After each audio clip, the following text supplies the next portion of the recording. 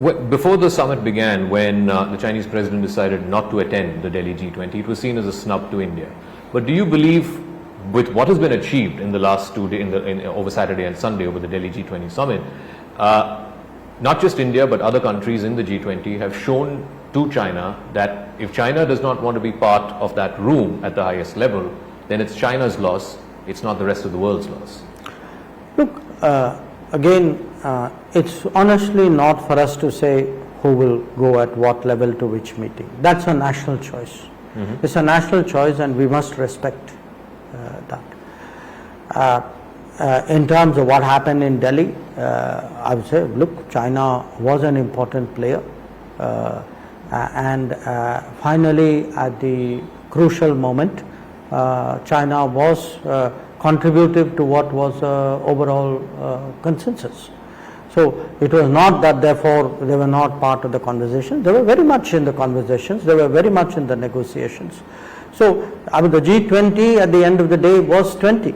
Every one of them, played their part, their full part in that. So beyond that, what call any country takes about the level, I think that's for them to weigh the merits of it. Because as a big advocate of multilateralism, going forward, do you see sort of competing multilateralisms? There are institutions like the G20, World Bank, IMF, etc., which one set of countries will be gung-ho about, and there are groupings like the BRICS and the SCO, where China may want to take the lead on. Do you see sort of competing multilateralisms happening? Well, I would one say that from our G20 summit, this G20 summit, yes, the New Delhi G20 summit, first of all, it's good for multilateralism. It is. It's good for multilateralism because the sense over the last many years has been, it's impossible to get everybody in the room to agree.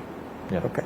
There's been actually a cynicism almost verging on, nobody even tries hard as a result. Okay. I think we reversed that.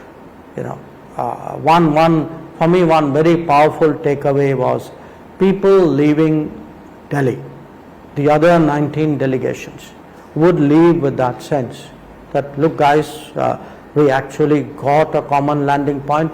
Yes, nobody would have said we got 100% of what we wanted, but that's always the case with a multilateral outcome, but that we got a landing point, that we were able to agree on core issues, and we did not allow differences, because there are differences. I mean, let's not pretend that there are none.